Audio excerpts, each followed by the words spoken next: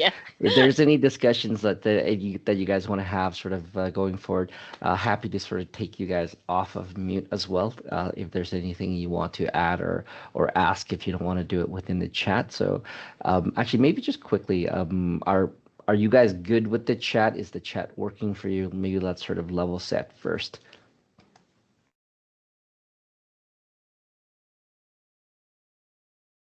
I see Tracy typing. And Ryan. Yeah, I've gone I've gone through plenty of webinars where we think that the attendees have certain access and they don't. So perfect. Okay. So we're here to talk about operational technology today, and specifically about cybersecurity around operational technology.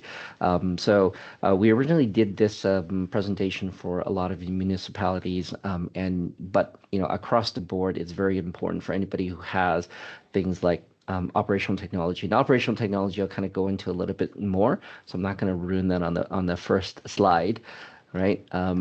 So presenters today, you've seen Dorota. She's our sales manager here at Shing, and I'm Cash. I'm the CEO of Shing Digital. Okay, a little bit about where we are physically located. Head office out of Calgary. We have an office in Edmonton, but we service all of the province as well as across the country into the U.S. and we have clients in South America as well. We also have our data center where we deliver a lot of our co-location and private cloud services for our customers. And what we do is we help our clients solve their most business critical challenges by supporting them with guidance, insight, support, and technology. And so part of webinars and sessions that we do like this is really about that insight and the guidance piece, right? To give everyone an understanding of what is happening in the market today, what are the things to consider, and what are the things to look at. A little bit about our scope of operations. There's four main pillars to Shing. One is our managed IT services. Second is our cloud. Again, we have our own data center, so we provide private cloud out of there. But we also work with all of the hyperscalers as well, your AWSs and your Azures.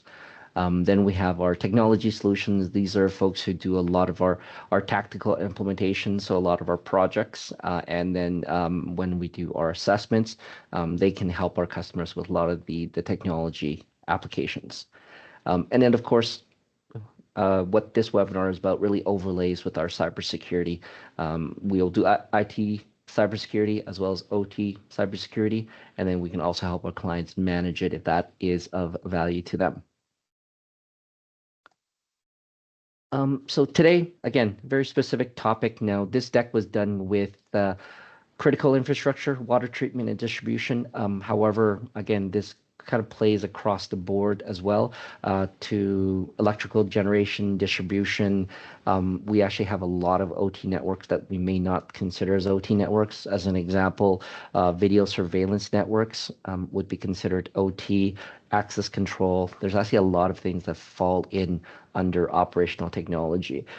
Today, we're going to be a little bit focused about exactly which area of operational technology we are going to be tackling, and that's going to be a lot of the plant sites, again, water treatment, all of those type of facilities that have OT in them. And when we talk about OT, the differences between IT and OT are, they both have technology, and that's part of kind of where we kind of get caught up in, right? Is that what is the differences? The differences sometimes is in the part of the business or parts of our organization that manage it. That's actually a big piece of it. And then there's usually sometimes some specific technology that we talk about on the OT side. So from the OT, sometimes you'll also hear us refer to it as ICS or industrial control systems. And that's going to encompass a set of technologies. Again, this is not a full list, but you guys might reckon if you guys are in this space, you'll probably recognize some of these acronyms like your PLCs. Those are your programmable logic controllers. They're really the units that make things happen in real time. So they'll be the ones that will be controlling valves.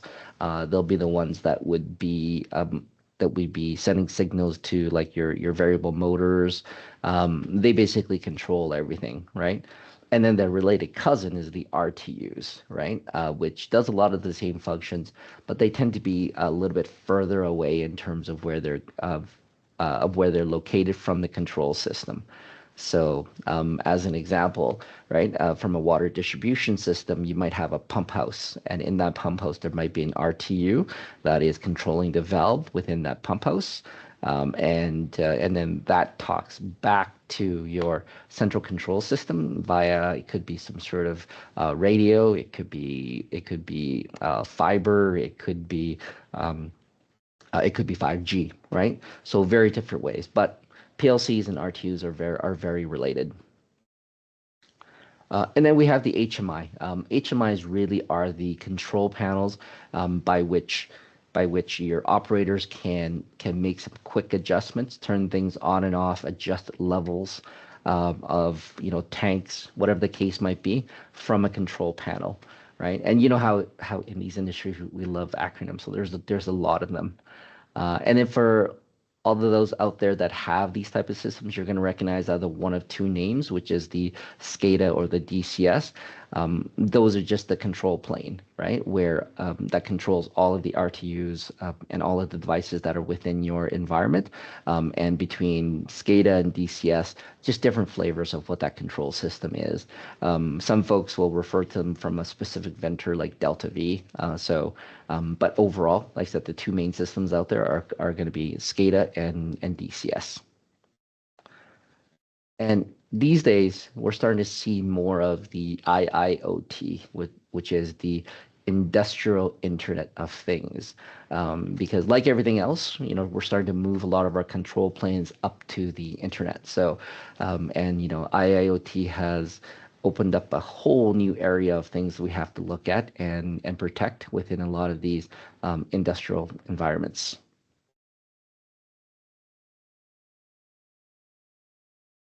And just to kind of go over the differences between IT and OT, right? Because it's very important to understand how we protect each and what the differences between are. Now, on the left we have IT, and on the right we have OT. They both have the same tenets, which is confidentiality is on the top.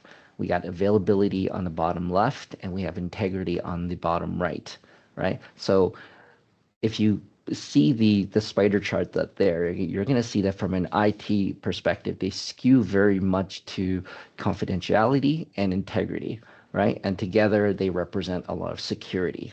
So security from an IT perspective is paramount, right? Whereas on the OT side, you're going to see that that graph is going to skew toward availability and integrity as well, a little bit higher on the integrity than on the IT perspective. And what that wraps up to is safety. So safety is the most important thing from an OT perspective. So, and then if we go down to the security objectives, we'll see that from availability perspective on the IT side, we consider it as medium, right? And delays acceptable, right? At the end of the day, if a server or infrastructure is down on the IT side, right? Not in all cases, but in most cases, the main result is that we may not be able to do business. There may be a lot of people that are very upset with us, right? But at the end of the day, they're going to get to go home. They're going to go home to their families at the end of the day. On the OT side, on the other hand, availability requirement must be very high, right? If something fails on the OT side, it could risk the safety and health of the people that are maintaining it or the consumers of that service. So very different between the two. And so we have to take very different steps when we're addressing either the IT or the OT side, right? And then from the data requirements, right? So that's the next step is the real-time requirements. Even though on the IT side, we love to say that we have real-time data. At the end of the day, most of the data can be a little bit delayed, right? Certain instances like, stock markets, you want that in milliseconds, but for the most part, most data can be a little bit delayed, right? The real-time requirement on the OT side, however, is critical. So from your control plane, like your SCADA system, if you make a change to close a valve, you need that to happen in near real time and not for any type of delays, right? Because again, from a safety perspective, if you need to shut something down or you need to open a valve to release some pressure, right? Not having that happen in near real time could lead to disaster. And then the components. So, we're talking the computers, the servers on the IT side, and then the OT side, we're talking about the PLCs and the RTUs. On the IT side, generally speaking, we replace equipment every 3 to 5 years, right? We have routine update cycles for them. And, sometimes we'll push that to 6 or 7 years. But at the end of the day, we swap them out for newer equipment and we refresh those assets. On the OT side, on the other hand, you have equipment that runs for 20 years plus. We were recently just at the Alberta Expo, or sorry, at the Edmonton, Alberta Expo convention, where it was all about OT and manufacturing, oil and gas, all the control systems. And so one of the questions I was asked in the presentation I was giving was how old folks' PLCs were. And so we were going backwards in terms of the generations of PLCs, and somebody still had a PLC within their environment that was probably close to 30 to 35 years old, right? So lifetime of equipment is much longer on the OT side. And then of course, the next security objective is patching, right? On the IT side, Microsoft has their Patch Tuesdays. We have requirements if there's critical security updates, must be applied within 7 days. But in general, most patching happens within 30 days of when a patch is released, right? Now, patching on the OT side is also critical. However, that being said, because of the operational uptime of a lot of these environments, they actually don't get patched very often. So your PLCs could go for years, if ever, being updated, right? And so criticality on some of these are very important. However, balanced off with the operational need, they might not necessarily be updated. Right. And security testing and auditing, again, a lot of organizations on the IT side has regular testing or at least systems in place by which they can review and audit their security posture.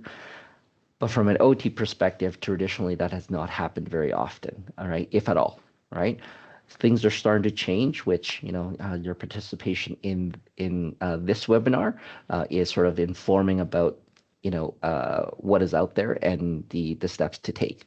But the security testing and auditing sometimes does not happen at all, and sometimes for good reason too. One of the things that we're asked for all the time is to do things like penetration testing against OT environments, right? And those type of engagements, we strictly do not do a live penetration test of an OT environment because the criticality of the equipment that's there, and if we poke the wrong thing, it could cause things to fail, right?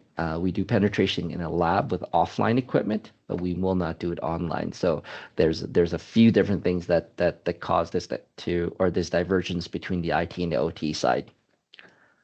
And then from a security awareness, from an IT side, it's becoming very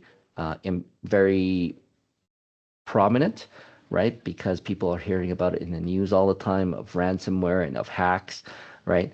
And security awareness on the OT side is certainly increasing. If I was to compare countries, right, Canada is fairly behind in terms of security awareness from the OT perspective.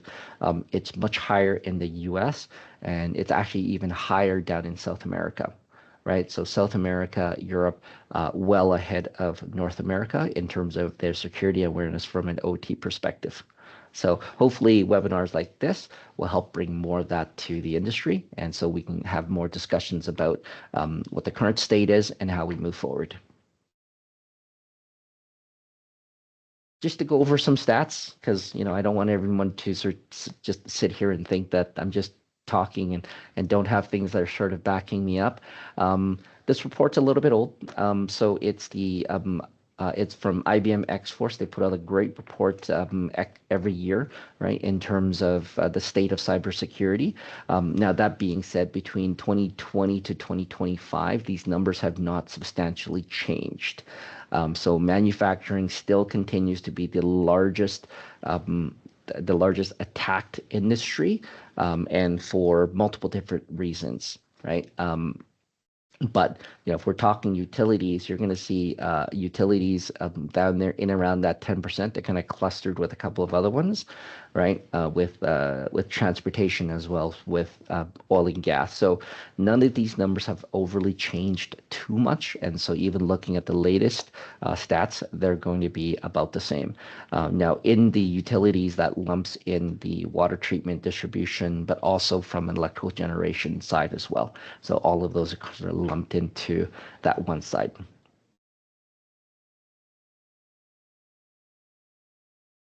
Now, in my original slide, I had all of these all these headlines fly out, but they were made static, so you don't get the excitement of these things flying at you.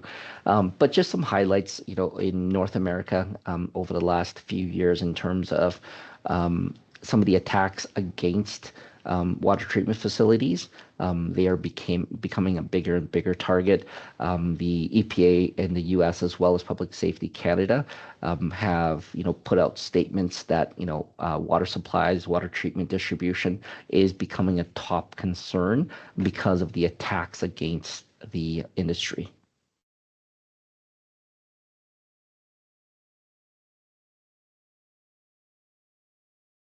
So, Now, Cash, sorry to interrupt you. But you said that we can just ask questions as they come. One of the questions is this information is from 2021, which I understand. We only had access to that information so far, but especially considering the, shall we say, world events that have been happening, uh, has there been any information that you came across statistically that would indicate some drastic shifts from the statistics that you're showing us? Absolutely. I'm going to have a couple of slides later on as well. But Okay. the political environments make a big difference, right? So, this is a quick chart just on the types of OT attacks against, or type of attacks against OT. Ransomware is still there, but so is server access, credential harvesting. So you're going to see a lot of the same types of attacks in different percentages with OT, just because the environments are very different. However, the reason for attacks is quite different between the IT and the OT environment. On the IT side, a lot of that is driven monetarily, right?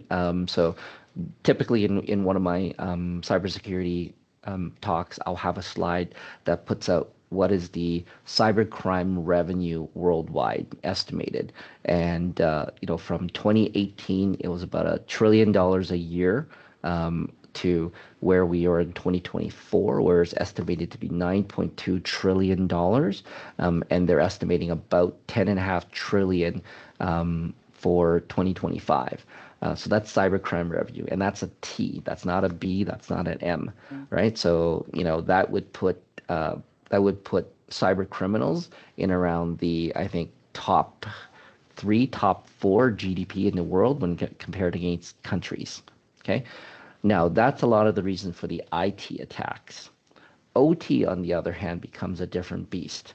Sometimes OT can become a victim of an IT attack, but what we're starting to see a lot more is targeted attacks by countries. So, as an example, with the Russia-Ukraine war, before a single bullet was fired, one of the things that Russia was doing was attacking all of the power generation systems within Ukraine. So that's going to be their nuclear power plants. That's going to be their power distribution. They attacked their banking systems as well. So those were the first virtual bullets that were fired. And so we're starting to see a lot of that start to happen now, where it's politically motivated, and not just monetary motivation.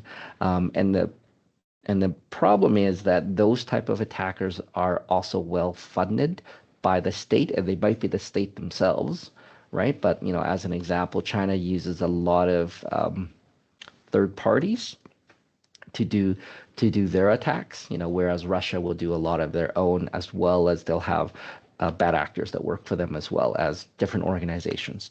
So very motivated in terms of how they attack. And Tracy says, Actually, Thomas asked whether you can go back to the last slide, the one with industry percentages being targeted. There we go. There you are. And sorry, I'm totally taking you off your path here, Cash. But the other question, it's actually, in all honesty, an internal question. But we came across a notification from actually the province of Alberta about the Alberta Critical Infrastructure New Security Regulation, which basically is forcing a lot of energy organizations also to align with these security measures. So I know we're focused here on municipalities, but there is now such an expansion also for energy organizations to be in alignment. And this might seem like a silly question, but we are, no matter what, still an oil and gas province. So how could this potentially be impacting municipalities as well? oh, absolutely. I'm going to get you to hold on that because I have a whole section to cover that. We can talk about it when we get there. I swear to the people attending, I didn't know that. I didn't know that. This is a fluke. So on you go, Cash. For sure. So again, just some quick slides in terms of just the stats, and this is more from an IoT perspective. Again, IBM puts out a great report every year. And on my next presentation, I will update with some of their latest numbers, but just some numbers in terms of the growth in terms of attacks against IoT devices. And where this comes into play is, again, my comment earlier about we're starting to move more and more to industrial IoT devices where the control planes are up in the cloud. And now it breaks a lot of the traditional models of how we do isolation from an OT perspective, via like a best practices Purdue design, right? So IoT is really sort of starting to shake things up, but it's also opening us up for a lot of cyber attacks as well. And I'm just going to quickly check my slides because I don't think I have a slide on this one and on this deck. But to that discussion that we just had about how the changes in terms of geopolitical are.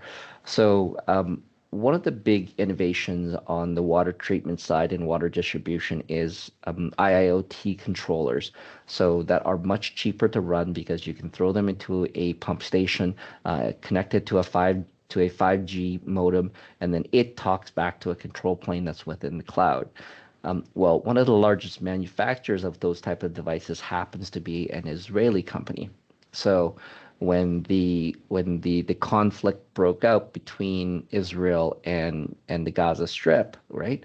What happened was hackers that were aligned to the Palestinians attacked a lot of the customers of that company that were using their devices. So part of those headlines that pop up, like I said, I usually like to slow them down, but in there is a lot of attacks, and I think I might have something later on of a lot of attacks against water treatment and distribution facilities in the US that were using those IIoT controllers, right? So these are the type of things that we have to think about now, not just your typical hackers. Um, Again, just another quick slide before we kind of move on. This is just from an IT side. What this stat shows is these were attacks against IT. But one of the things that IBM noticed that when they attacked the IT side, one of the things that they were scanning for was OT networks as well. So now they're becoming a part of the strategy and not just by accident. So if anybody remembers the Colonial attack back in 2021, that attack was against IT, but they shut down the entire pipeline to make sure that the hackers could not move over to the OT side. So what you're really starting to see over the last little bit is that hackers now are starting to realize that, hey, it's not just the IT side that we need to take advantage of. The IT side might be the side that we breach, right? But then we use the IT side then to move laterally into the OT space as well. So, holistically, cybersecurity has to consider both sides, right? Because the lateral movement can happen from OT to IT and from IT to OT. So, and just, talking about state actors, right? This was a really large one that was sort of taken down, and it was a joint effort between the FBI, U.S. Attorney's Office, right, as well as the Justice Department, National Security. So French authorities, you name it. It was a very large effort in order to root this out, right? And it was called Flax Typhoon, right? It really targeted a lot of government agencies, critical manufacturing, as well as IT, and it focused on IoT and IIoT devices and attacking them directly. So this was massive, and like I said, the numbers may have increased, but at the time that this was discovered, it was impacting roughly about $200,000 or 200,000 devices that had been impacted by this attack. So we're starting to see it more and more often. And remember, a lot of our IoT devices and IoT devices are effectively computers, right? One of the things that we do from a cybersecurity perspective these days is when we design networks according to best practices, we'll take printers and photocopiers and we will put them into their own VLAN so that we can protect them by microsegmentation of the firewall. And the reason being is because printers, like all of these devices, are effectively computers that have compromises that can be compromised and can become a beachhead for the hackers to then get into the rest of the network. Depending on the PLC, some of the older PLCs probably not as likely. However, a lot of the older PLCs are vulnerable to things like attacks that would bring them offline, right? And to cripple them, right?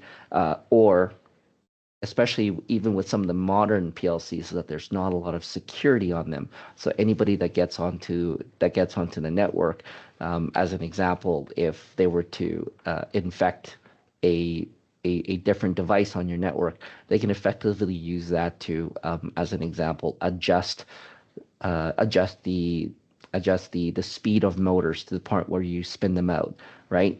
Maybe they'll make a PLC that is responsible for the opening and closing of a valve to not respond, right? So all of those things come back and affect the safety of the operation of, for example, either your water plant or your electrical generation plant, right? Or anything that is in that realm.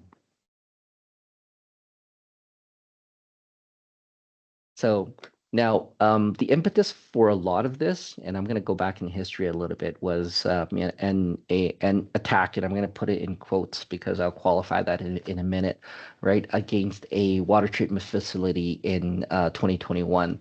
Um, the operator the operator station was compromised. The story goes that the operator was sitting there in front of the operator station, and they noticed that the mouse started moving around on the operator station, and that the hacker went and increased the sodium hydroxide to dangerous levels, right? And then they reported to their manager, who reported to law enforcement, and they were able to intervene before it caused something that would become a public health issue, right? Now, that being said, after a long investigation and years later, it was actually found that it wasn't the hacker that went and made that change, right? It's that same employee, and they probably made a mistake, and they reported it, and so that's kind of how it all blew up. That being said, it was a big wake up call because there was TeamViewer that was on that computer, and that's how their automation folks got in to do a lot of their support. And so this opened up a lot of discussion about what are the possibilities if it was a real compromise. Now, since then, right, we have actually seen quite a number of attacks specifically against water treatment plants. Now, again, that's kind of what this deck was built for. But against electrical generation, oil and gas facilities. The list is very long, right? In this case, I only listed 4 examples here. The first was the Tippin wastewater treatment plant, right? And it was actually the cyber army of Russia that compromised their SCADA network. And then they posted a video on the dark web of them having control over their network, right? And the only reason why that hack was exposed was because the staff noticed some irregular activity, right? And then they transitioned everything from SCADA controlled all the way to manual, so that they could contain the compromise. Right. There's some Texas counties, almost the same situation happened.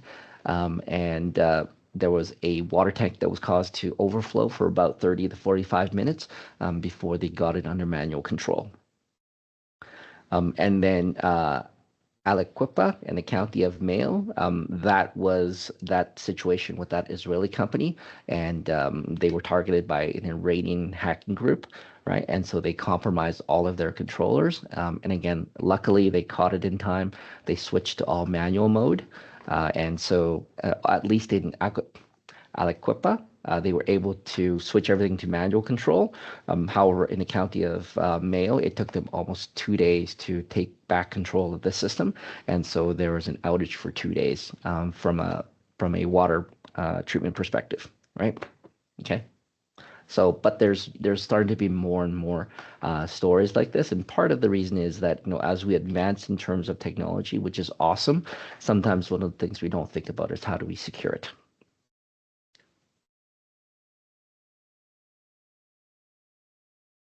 So in Canada, to Dorota's point about some of the regulations now, that being said, admittedly, if the folks here are from Alberta, the Alberta government has been slow in terms of the uptake of regulation, right? To have everybody meet a certain standard from a cybersecurity perspective. Ontario is actually quite a bit further ahead of us in terms of developing their regulations. Now, that being said, we are dealing with a lot of, Canadian government bureaucracy, so it's taking a long time for some of these to sort of move through the system. So just a quick screenshot here of of some of the stuff that they have in Ontario. So cybersecurity now is part of their drinking water quality management standard risk assessment. So that is baked in. Now, that being said, enforcement is slow, but it's starting to accelerate. Same thing on the electrical generation side as well. The OEB put in some guidance a few years ago, and so they've given the industry time to adjust and to review, and so they're starting enforcement either later this year or 2026.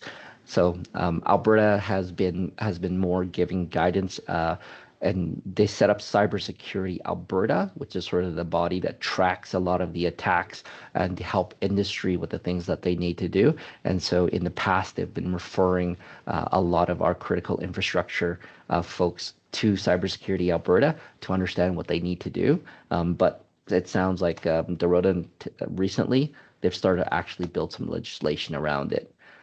Now, Canada-wide, what happened was, well, maybe a little backstory, back to the Colonial Pipeline. So when Colonial Pipelines happened, the U.S. moved very fast.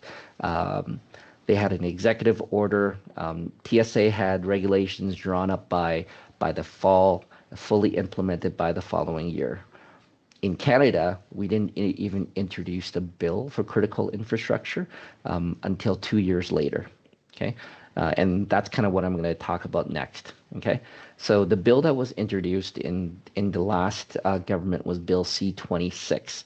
And so C-26 was to help us to address critical infrastructure and to make sure that all of our what the government deemed as critical infrastructure would all be meeting the same standards by which they're implementing cybersecurity protections across their systems. So part one was for telecom companies. Part two was the Critical Cyber Systems Protection Act. Now, they targeted that at very specific industries. So again, interpipeline and international pipeline operators, power line operators, nuclear energy, and transportation. However, as the discussions were happening about the details, public safety specifically put into those discussions about water treatment facilities. So it wasn't included in the first draft of the bill.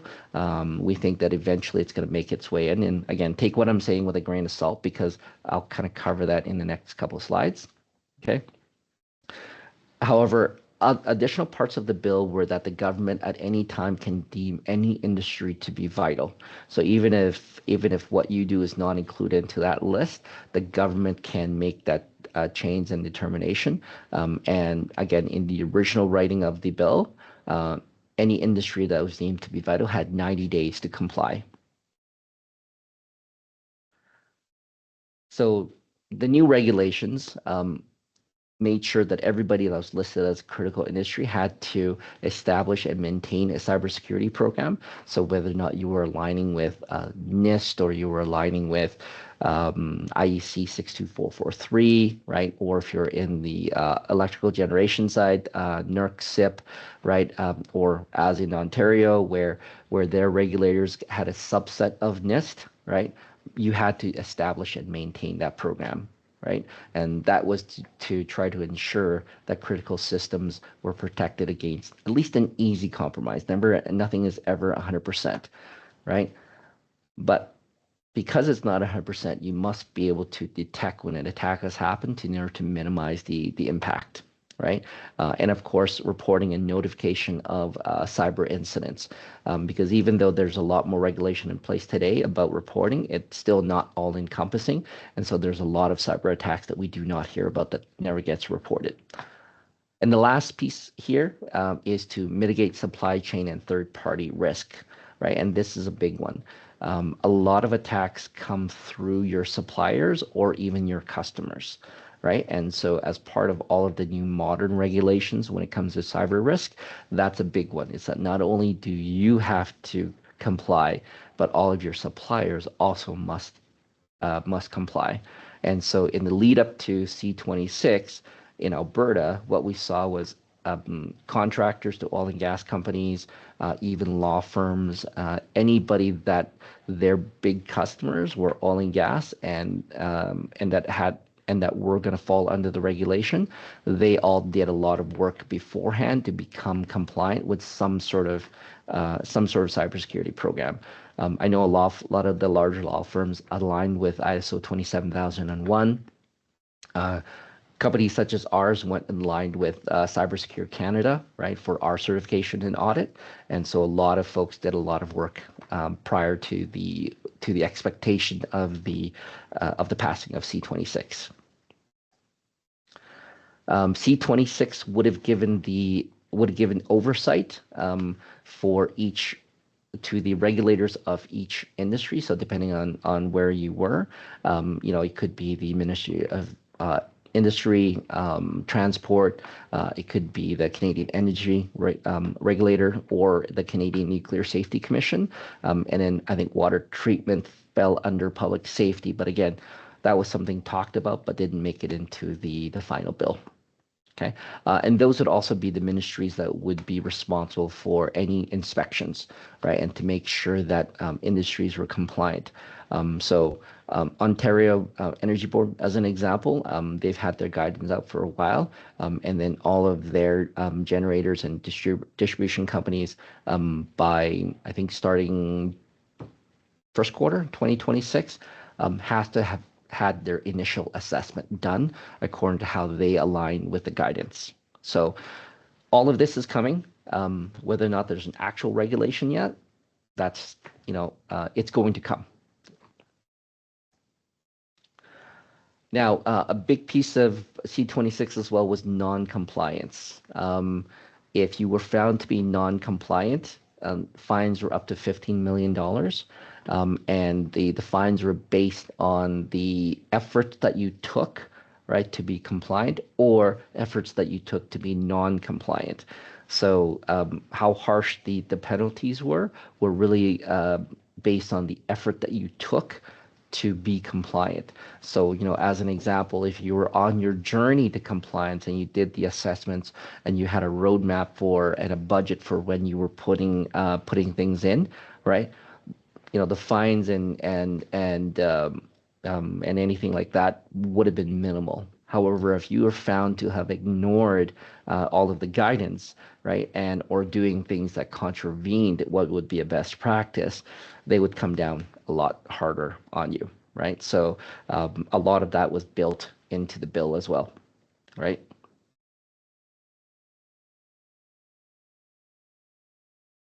So, what is a part of a cybersecurity framework? Like I said, there's quite a few of them out there, but basically, it's a baseline of cybersecurity controls that you have to put into place. Um, Innovation and Sciences Canada has a list of some of the baseline depending on your size. Um, they also put out the Cybersecurity Canada certification, which we are part of, right, and that we certified too. So that gets you to about CIS 2. And then, of course, there's the US, which is the published CIS critical security controls. So you can follow a lot that framework.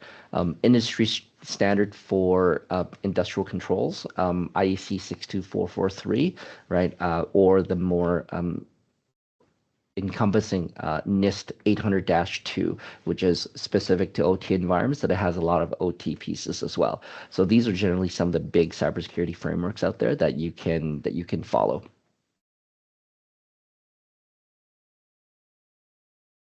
Just sort of one last slide in terms of from a compliance perspective. As you can see here, a lot of organizations follow NIST. NIST is a very comprehensive platform that is crosses IT and OT, and again, probably one of the most comprehensive out there.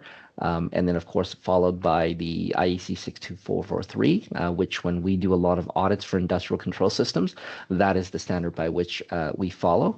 But we'll also do against, 800, the NIST 800-82 as well.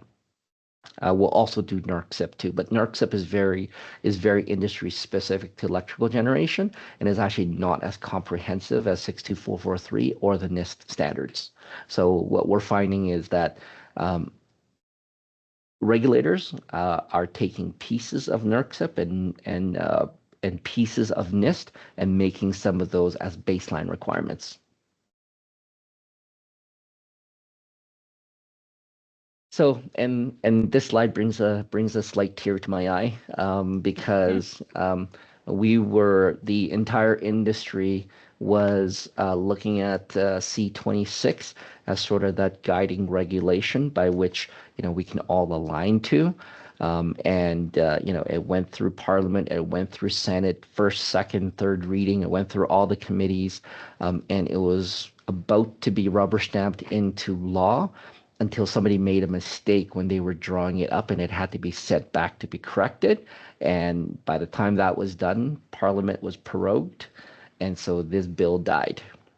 However, that being said, this will get revived. The question is when, right? Because it's such an important piece of legislation, it had cross-party support. Don't hold me to this, but we do expect this to be brought back up relatively soon. How long it's going to take to go through the process? The first Bill C26 took almost 3 years. We're hoping that a lot of the work from Bill C26 was done, so this way they can really accelerate the next legislation, because this is something that Canada is now well behind the U.S. in terms of legislation, right, for critical infrastructure, and so this is something that we can't wait on, right? This is something that everybody across industries that deals with critical systems has been looking forward to and needs to align to. And, some teams out there need this in order to get budgets approved, right? Otherwise, sometimes it's really difficult to get money to spend on these initiatives, right? So this is something that we are sorely waiting for. So, how do you start, right? And where do you start? First thing is, understanding the scope of what you need to protect and what your environment looks like, right? Once you do that, right, then, conducting some sort of cybersecurity assessment on your OT, whether that be internal or with the help of a company like ours, in order to do that assessment, right, is critical to understanding and being able to build a plan of how you move forward.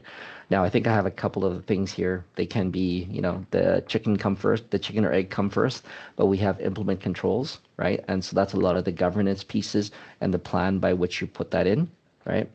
And then I think we have conduct an audit. Now, the reason why I kind of have these in order is the idea is you define your scope, you do an initial assessment, you build your plan, you implement your plan, and then you have to conduct a regular audit by which you can validate that things are still going on. One of the stories I always tell is that we did an assessment for a county, right, and they had a lot of great governance pieces in place. So they thought they understood their scope well until we actually went in and did the audit. And what we found was the divergence between their governance policies and their implementation was huge. And so a lot of what they thought they had in place, they didn't. So that's where that audit becomes very important, right?